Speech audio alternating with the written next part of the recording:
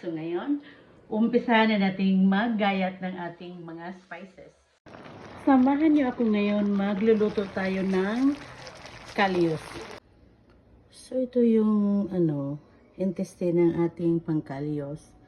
So iboboil lang natin siya like 2 hours, tapos saka natin siya i-cut ng julienne style, and ready natin yung ating mga spices.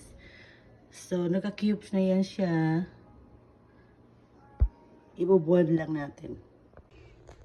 So ito guys, napakuluan ko na siya. Ito yung ating pangkalyos. So need natin siyang ipakulo para matanggal yung mga impurities niya at saka yung extra fats na rin. So ayan, kumulo siya ng 2 hours, and then itra-transfer natin siya dyan para ating